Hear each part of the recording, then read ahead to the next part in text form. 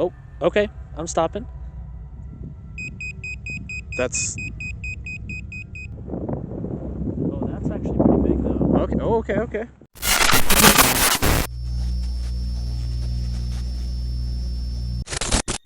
Welcome to the Silver City Cemetery. Silver City was a city that was founded in the late 1800s during Utah's mining boom. They found lead and silver in the mountains that you see behind me here. Same sort of situation with the Eureka town, just on the other side of these mountains. Silver City, as you can kind of see, there's some of the tailings from the old mining that happened here, as well as a few structures you might not be able to see back there. But it was founded in the late 1800s. Hundreds of people lived in Silver City. They experienced many different hardships, including disease, harsh winters, fights, all sorts of things that come with a booming Western town. So Silver City wasn't too long lasting.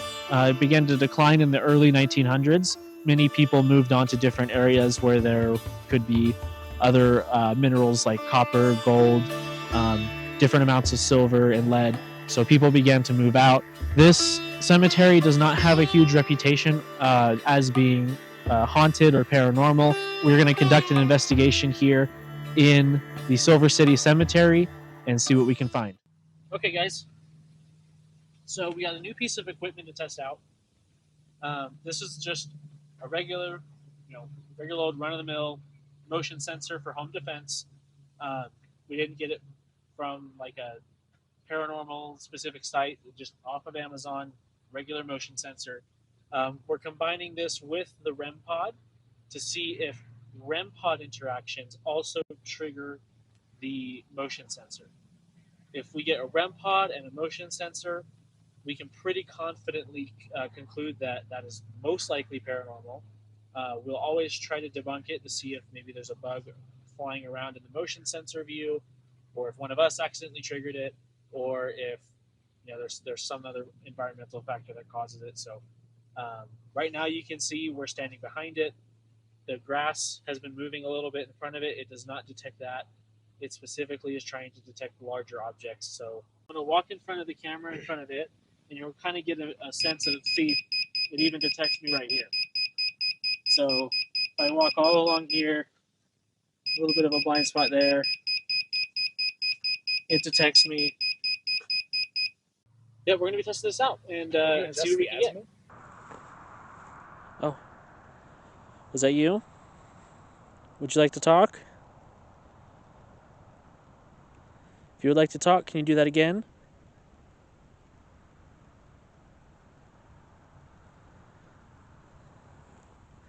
Oh, thank you. Are you buried in this cemetery? Do you want me to move to a different spot? Yeah? There's a little blip there. Okay, I'm going to turn this direction. Do you want to keep me going this direction? Yeah? Okay. Now just make that light up when you want me to stop.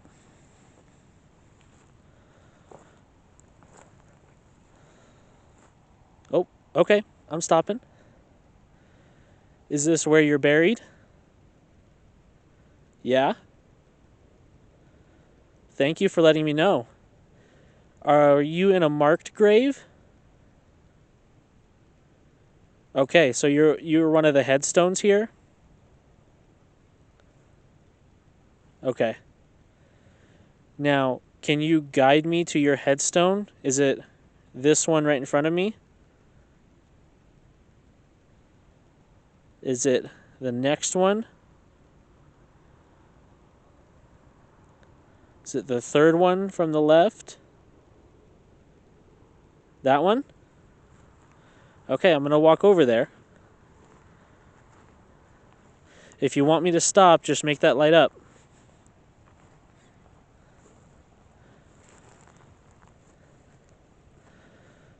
Okay. Here I am.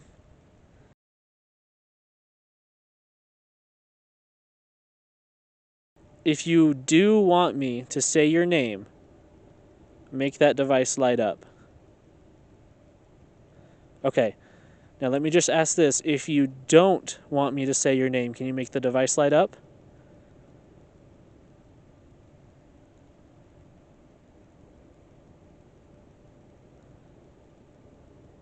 Okay, kind of some conflicting answers there. Maybe this is just some residual energy. Been kind of coincidental. I captured several EMF readings that initially appeared to respond to my questions. However, after reviewing the footage and examining the environment more closely, there are likely explanations that don't point to the paranormal. One major factor is the radio tower located on the mountain above the area. EMF meters are highly sensitive and can be affected by nearby transmission equipment, creating fluctuations that may seem reactive in the moment. It's also possible the readings were residual environmental energy rather than anything intelligent or interactive. Because of that, we can't confidently classify these responses as paranormal. What we experienced was still unusual enough to document, but not strong enough or consistent enough to rule out environmental interference. For us, unexplained does not automatically mean paranormal. There's a blip. Was that you? Do you want to talk to us? Okay. If you want to talk to us, can you... Oh, wow, that's going up quite a bit. If you do want to talk to us, can you make it light up to an orange? Or a yellow?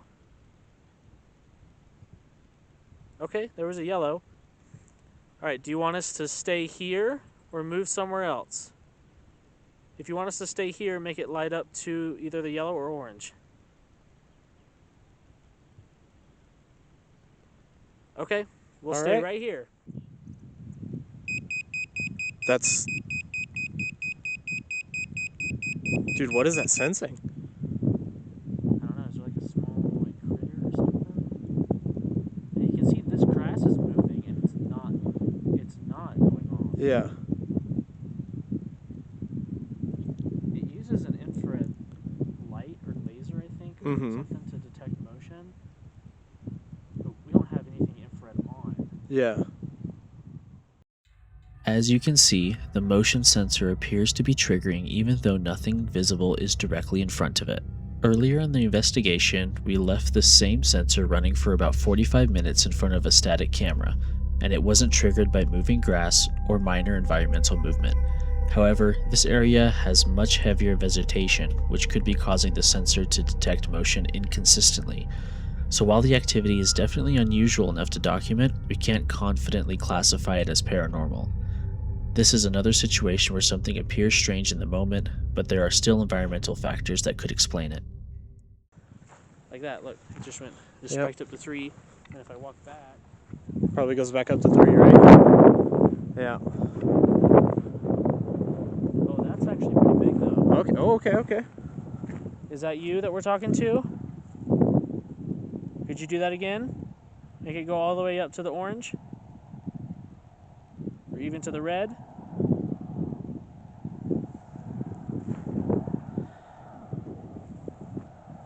That one was a little more consistent, but Yeah. like it's still just... It doesn't seem intelligent. No. This is where I started getting slightly higher EMF readings than normal. However, it wasn't far from the area where I captured the first spike earlier in the investigation. At this point, it seemed less like isolated activity and more like this section of the cemetery may have elevated EMF levels overall. Considering the environmental conditions and possible interference in the area, these readings were most likely caused by natural or external factors rather than anything paranormal. Because of that, we decided to stop relying on EMF readings in this part of the investigation. I'm bringing REM pod too, just to see if we can get anything while we're doing Estes. Try and Alex, try and close your eyes too if you can. Okay. Because the only sense you want to have is hearing for the proper Estes. Okay. Have it at max volume.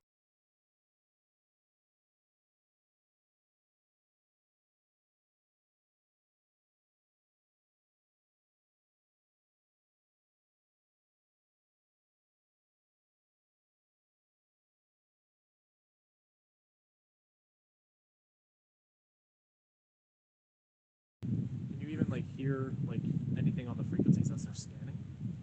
Like a split second of music, or is it just bad reception? I mean, there's not many radio stations I get out here, but why would we want radio stations?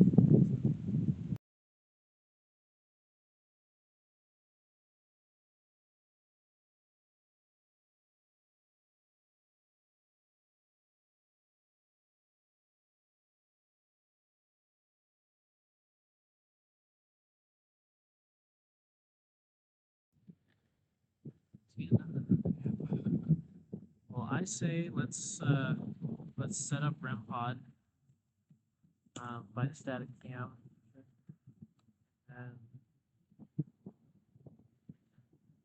set a motion sensor too, and then just let that roll for a little bit. We attempted an Estes method session using the spirit box, but neither of us heard any responses to the questions being asked. After that, we decided to leave our equipment set up in front of the static camera and wait in the car to see if anything would interact with the devices while we weren't physically present. We left the equipment running for an extended period of time, but during that session we captured no interactions or significant activity. Based on everything we experienced throughout the investigation, we came to the conclusion that either there were no spirits present, or if there were, they simply had no interest in interacting with us. At that point, we packed up our equipment and ended the investigation.